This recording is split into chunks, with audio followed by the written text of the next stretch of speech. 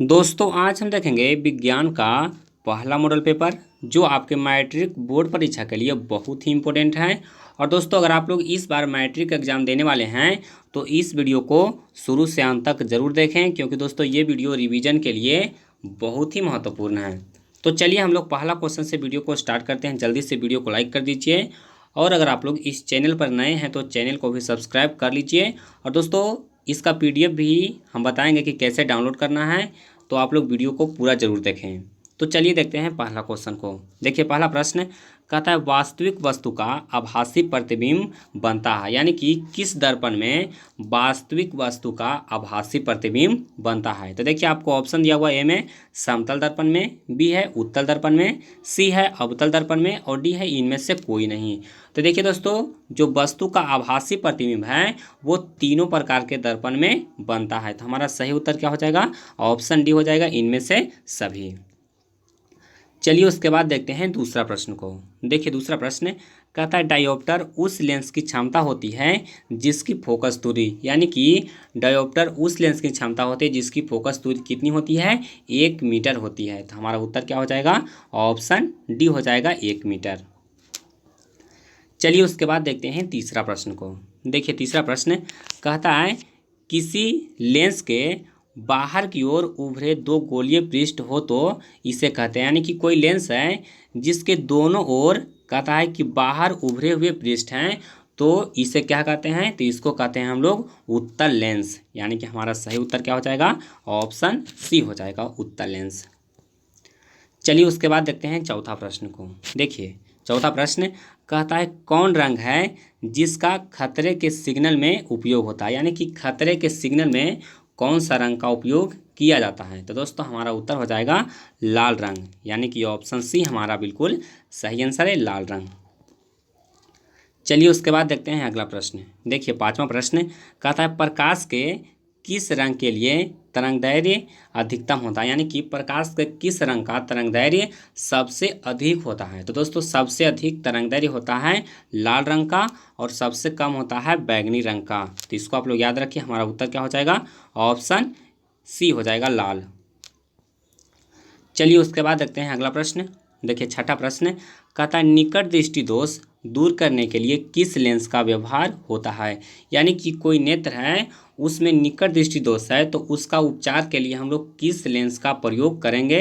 तो दोस्तों निकट दृष्टि दोष दूर करने के लिए हम लोग अवतल लेंस का प्रयोग करते हैं और दूर दृष्टि दोष के लिए हम लोग उत्तल लेंस का प्रयोग करते हैं। तो इसको आप लोग याद रखिए, हमारा उत्तर क्या होगा, ऑप्शन बी हो जाएगा, अवतल लेंस।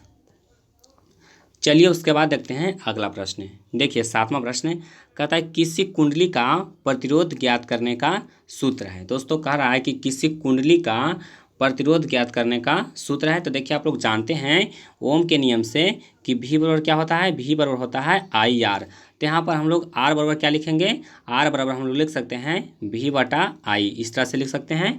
तो देखिए V/I कहाँ पे है, तो ऑप्शन बी में है, यानी कि प्रतिरोध निकालने का सूत्र क्या हो जाएगा, R बराबर V/I, यानी कि ऑप्शन बी हमारा सही उत्तर है। चलिए उसके बाद देखते हैं अगला प्रश्न। देखिए आठवां प्रश्न कहता है धातुओं में धारावाहक होते हैं, यानी कि धातुओं में धारावाहक कौन होते हैं। तो हमारा उत्तर होगा फ्री इलेक्ट्रॉन, यानी कि मुक्त इलेक्ट्रॉन भी इसको कह सकते हैं। तो हमारा उत्तर क्या हो जाएगा, ऑप्शन बी हो जाएगा, धारावाहक कौन होता है, तो फ्री इलेक्ट्रॉन्स होता है। चलिए उसके बाद देखते हैं नौवां प्रश्न को। देखिए नौवां प्रश्न कहता है कि परिपथ में विद्युत धारा की माप किससे की जाती है। दोस्तों कोई भी परिपथ में विद्युत धारा यानी कि इलेक्ट्रिक करंट की माप किससे की जाती है। तो हमारा उत्तर होगा ए मीटर से, यानी कि ऑप्शन बी हमारा बिल्कुल सही आंसर होगा, ए मीटर से।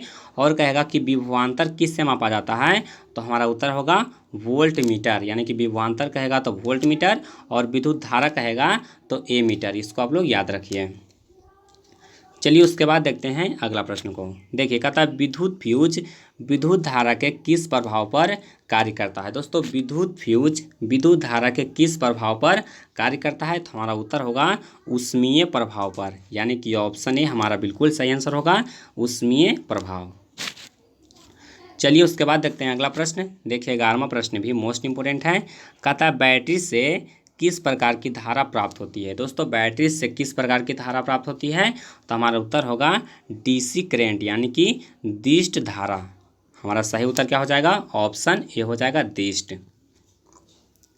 चलिए उसके बाद देखते हैं अगला प्रश्न। देखिए 12 नंबर सवाल कहता है कि निम्नलिखित में से कौन जय मात्रा ऊर्जा स्रोत का उदाहरण नहीं है। दोस्तों कौन जय मात्रा ऊर्जा स्रोत का उदाहरण नहीं है, तो देखिए आपको ऑप्शन दिया हुआ है, ए में लकड़ी, बी है गोबर गैस, सी है नाभिकीय ऊर्जा और डी है कोयला। तो देखिए इसमें कौन जय मात्रा ऊर्जा का स्रोत नहीं है, तो हमारा उत्तर होगा नाभिकीय ऊर्जा यानी कि ऑप्शन सी हमारा बिल्कुल सही आंसर है। चलिए उसके बाद देखते हैं अगला प्रश्न। देखिए 13वां क्वेश्चन कहता है कि इनमें से कौन नवीकरणीय ऊर्जा है। दोस्तों कहता है कि कौन नवीकरणीय ऊर्जा है, और देखिए आपको ऑप्शन दिया हुआ है, ए में कोयला, बी है पेट्रोल, सी है सौर ऊर्जा और डी है प्राकृतिक गैस। तो देखिए इसमें नवीकरणीय ऊर्जा कौन है, तो इसमें नवीकरणीय ऊर्जा है सौर ऊर्जा यानी कि ऑप्शन सी हमारा बिल्कुल सही आंसर होगा, सौर ऊर्जा। चलिए उसके बाद देखते हैं अगला प्रश्न। देखिए कहता है कि निम्न में कौन अवकारक है। दोस्तों निम्न में कौन अवकारक है, तो देखिए आपको ऑप्शन दिया हुआ है, में हाइड्रोजन यानी कि H2, बी है CO यानी कि कार्बन मोनोऑक्साइड, उसके बाद सी है O2 यानी कि ऑक्सीजन और डी है H2S यानी कि हाइड्रोजन सल्फाइड। तो इसमें अवकारक कौन है, तो इसमें अवकारक है हाइड्रोजन यानी कि H2। तो हमारा सही उत्तर क्या हो जाएगा, ऑप्शन ए हो जाएगा। चलिए उसके बाद देखते हैं अगला प्रश्न। देखिए 15वां क्वेश्चन कहता है कि निम्नलिखित में से पीएच का कौन सा क्षारक विलयन का मान देता है, यानी कि कौन सा क्षारक विलयन का मान होगा, यानी कि आपको पीएच मान दिया हुआ है और बताना है कि कौन है वो क्षारक विलयन का पीएच मान होगा।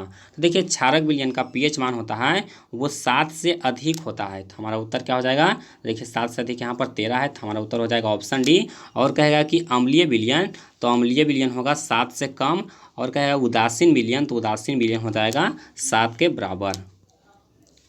चलिए उसके बाद देखते हैं अगला प्रश्न। देखिए कहता है निम्नलिखित में से कौन सही है। देखिए आपको बताना है कि कौन सा रासायनिक सूत्र सही दिया हुआ है।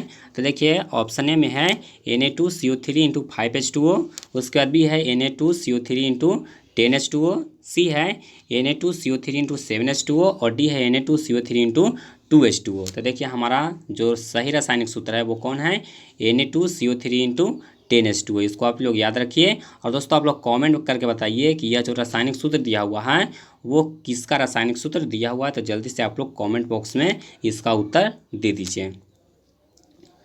चलिए उसके बाद देखते हैं अगला प्रश्न। देखिए कहता है कि लिटमस रंजक बैगनी रंग का होता है जो निकाला जाता है, यानी कि लिटमस रंजक है जो बैगनी रंग का होता है, यानी कि वह बैगनी रंग का होता है और वह किससे निकाला जाता है, तो हमारा उत्तर हो जाएगा लाइकेन से। यानी कि लिटमस रंजक किससे निकाला जाता है, लाइकेन से निकाला जाता है, यानी कि हमारा सही उत्तर क्या हो जाएगा, ऑप्शन ए हो जाएगा। चलिए उसके बाद देखते हैं अगला प्रश्न। देखिए 18वां प्रश्न कहता है कि शुष्क बुझा हुआ चूना पर क्लोरीन गैस की क्रिया से कौन सा पदार्थ बनता है, यानी कि शुष्क बुझा हुआ चूना, यानी कि बुझा हुआ चूना पर हम लोग क्लोरीन गैस अगर प्रवाहित करेंगे तो कौन सा पदार्थ बनेगा, तो दोस्तों हमारा उत्तर हो जाएगा विरंजक चूर्ण। ये बहुत ही इंपॉर्टेंट क्वेश्चन है, तो इसको आप लोग याद रखिए, कौन सा पदार्थ बनेगा, तो विरंजक चूर्ण बनेगा। चलिए उसके बाद देखते हैं अगला प्रश्न। देखिए कहता है सोडियम क्लोराइड का पीएच मान है। दोस्तों सोडियम क्लोराइड क्या है, तो सोडियम क्लोराइड एक प्रकार का लवण है, और दोस्तों लवण का पीएच मान कितना होता है, 7 के बराबर होता है। तो हमारा उत्तर क्या हो जाएगा, ऑप्शन डी हो जाएगा 7।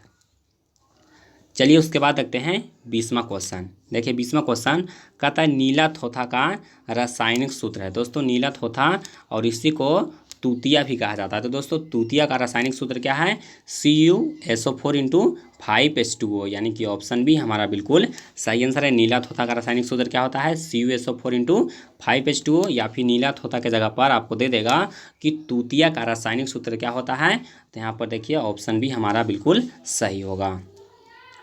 चलिए उसके बाद देखते हैं अगला प्रश्न। देखिए 21वां क्वेश्चन कहता है कि जब सोडियम हाइड्रोक्साइड जिंक से अभिक्रिया करता है तो कौन सा उत्पाद बनता है। दोस्तों कहता है कि जब सोडियम हाइड्रोक्साइड जिंक से अभिक्रिया करता है तो कौन सा पदार्थ बनता है, तो देखिए यहाँ पर बनता है Na2ZnO2 और प्लस H2O, यानी कि देखिए आपको ऑप्शन डी में दिया हुआ है, तो हमारा उत्तर क्या हो जाएगा, ऑप्शन डी हो जाएगा। इसको आप लोग अच्छी तरह से देख लीजिए। उसके बाद देखिए अगला प्रश्न है, देखिए 22वां क्वेश्चन कहता है कि पीतल है। दोस्तों पीतल क्या है, तो पीतल है जो तांबा और जिंक का मिश्रण है, यानी कि यह एक मिश्र धातु है। तो हमारा उत्तर क्या हो जाएगा, ऑप्शन सी हो जाएगा, मिश्र धातु। चलिए उसके बाद देखते हैं अगला प्रश्न है, देखिए 23वां प्रश्न कहता है ब्रोमीन अधातु की अवस्था होती है। दोस्तों ब्रोमीन अधातु की अवस्था कैसी होती है, तो ब्रोमीन अधातु है जो कमरे के ताप पर हमेशा द्रव अवस्था में रहता है। तो हमारा उत्तर क्या होगा, ऑप्शन सी हो जाएगा। अब देखिए कहेगा कि कौन सा धातु कमरे के ताप पर द्रव अवस्था में रहता है, तो देखिए यहाँ पर पारा रहता है, वो द्रव अवस्था में रहता है धातु, और अधातु कहेगा तो ब्रोमीन है वो द्रव अवस्था में रहता है। चलिए उसके बाद देखते हैं 24वां क्वेश्चन। देखिए 24वां क्वेश्चन कहता है कि निम्न में से किस हाइड्रोकार्बन के 3 अबंध है। दोस्तों ये बहुत ही इंपॉर्टेंट क्वेश्चन है। देखिए कहता है कि किस हाइड्रोकार्बन के 3 अबंध है। ये इसका कहने का मतलब हुआ कार्बन कार्बन के बीच में ट्रिपल बॉन्ड किस में है, यानी कि कार्बन कार्बन के बीच में ट्रिपल बॉन्ड किस में है, ये आपको बताना है। तो देखिए इसका हम लोग पहचान कैसे करेंगे, तो देखिए कार्बन कार्बन के बीच में ट्रिपल बॉन्ड होता है अल्काइन में, जिसका फॉर्मूला क्या होता है, CnH2n-2 होता है। दोस्तों अल्काइन के जितने भी अल्काइन समूह के हाइड्रोकार्बन होंगे उसमें कितना अबंध होगा, 3 अबंध होगा।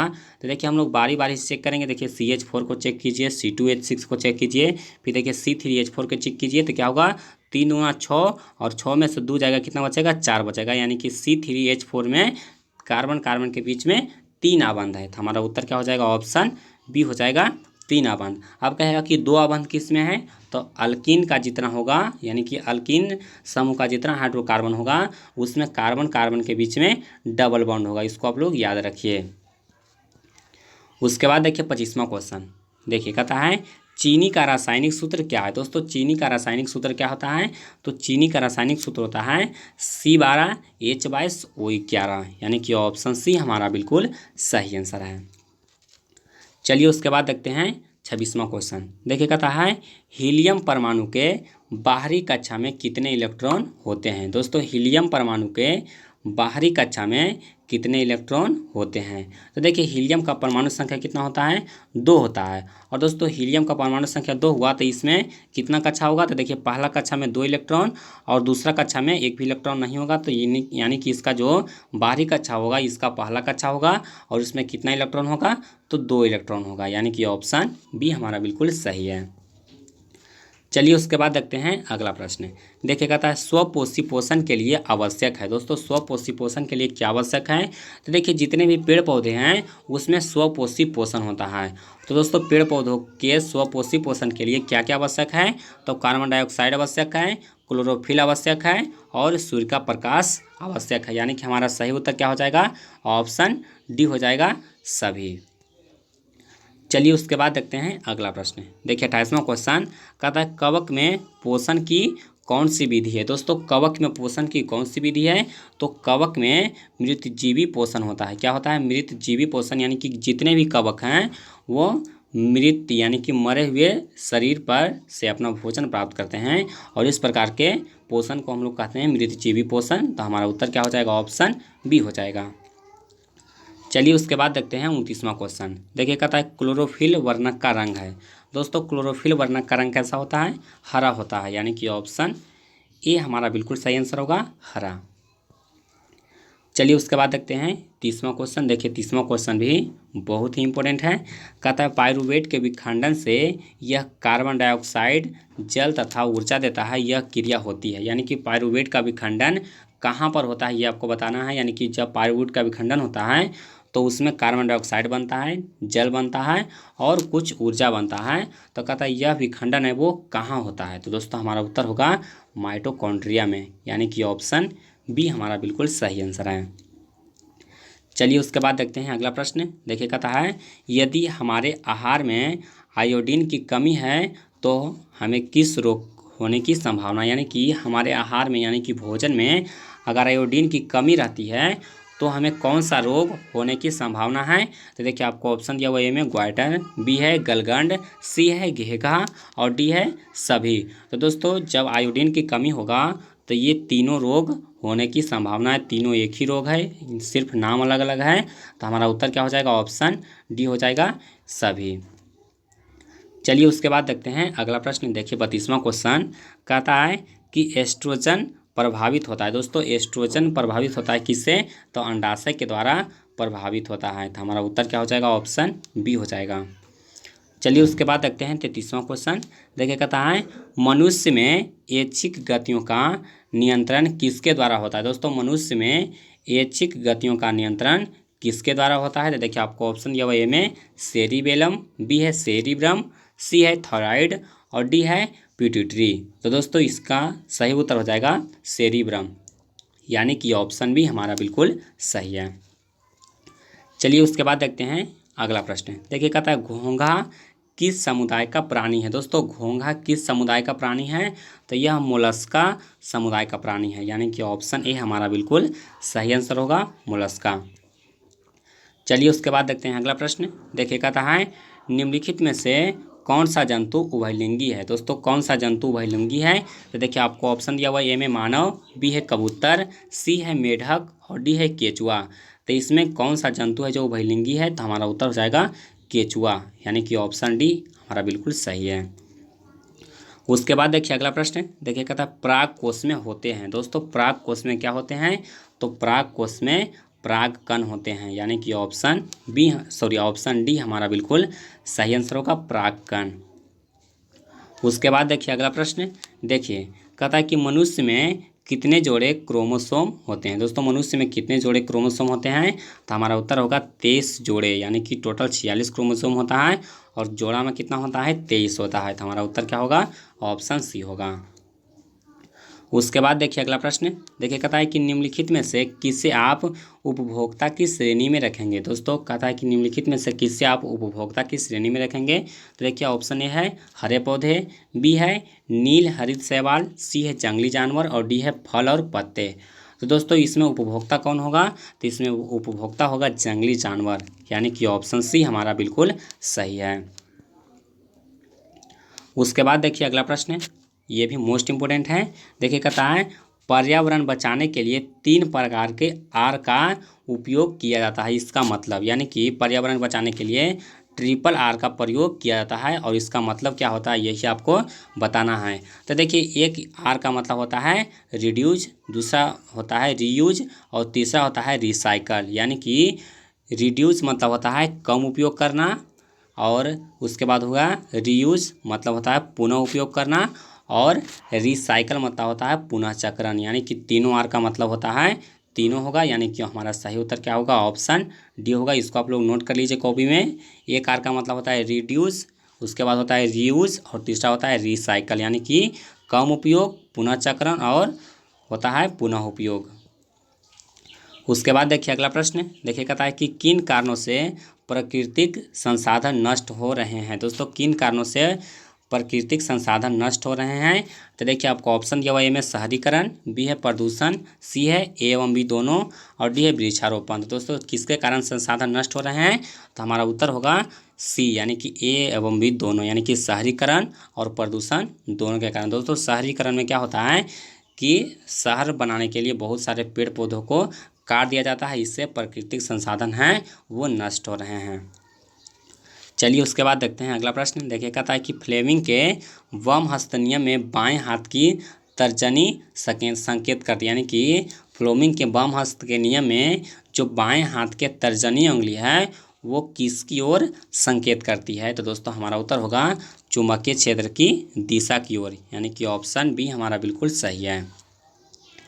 चलिए उसके बाद देखते हैं अगला प्रश्न। देखिए कहता है निम्न में से कौन सा यौगिक ईंधन के रूप में इस्तेमाल किया जा सकता है? तो देखिए आपको ऑप्शन दिया हुआ है में इथेनॉल, बी है प्रोपेनॉल, सी है इथेनोइक अम्ल और डी है इनमें सभी। दोस्तों इसमें हम लोग ईंधन के रूप में इथेनॉल का प्रयोग कर सकते हैं, यानी कि हमारा सही उत्तर क्या होगा? ऑप्शन ए होगा। उसके बाद देखिए अगला प्रश्न। देखिए कहता है कौन सा पदार्थ लाल लिटमस पत्र को नीला कर देता है? दोस्तों कौन सा पदार्थ लाल लिटमस पत्र को नीला कर देता है? तो हमारा उत्तर होगा क्षार, यानी कि क्षार है वो लाल लिटमस पत्र को नीला कर देता है और जो अम्ल होता है वो नीला लिटमस पत्र को लाल कर देता है। इसको आप लोग याद रखिए। चलिए उसके बाद देखते हैं अगला प्रश्न। देखिए कहता है कि नई कार्तीय चित्त परिपाटी के अनुसार दर्पण के सामने रखे गए बीम की दूरी ली जाती है। यानी कि कोई दर्पण यहाँ पर रखा हुआ है और इसके सामने जो वस्तु होगा इसका दूरी जो लिया जाता है वो नई कार्तीय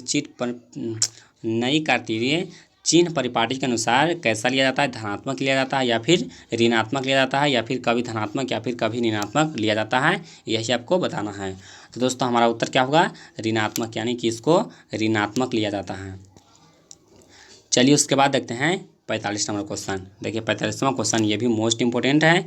देखिए कहता है कि खाद्य पदार्थ के डिब्बे पर जिंक के बजाय टीन का लेप होता है क्योंकि। दोस्तों कहता है खाद्य पदार्थ यानी कि खाने वाला सामान होता है उसके डिब्बे पर जिंक के बजाय टीन का लेप होता है, इसका कारण क्या है। दोस्तों इसका कारण है कि जो टीन के अपेक्षा जिंक है वो अधिक अभिक्रियाशील होता है, यानी कि टीन है वो कम अभिक्रियाशील है और जिंक है वो अधिक अभिक्रियाशील है। तो देखिए आपको ऑप्शन सी में दिया हुआ है कि टीन की अपेक्षा जिंक अधिक अभिक्रियाशील है, तो हमारा उत्तर क्या होगा, ऑप्शन सी होगा।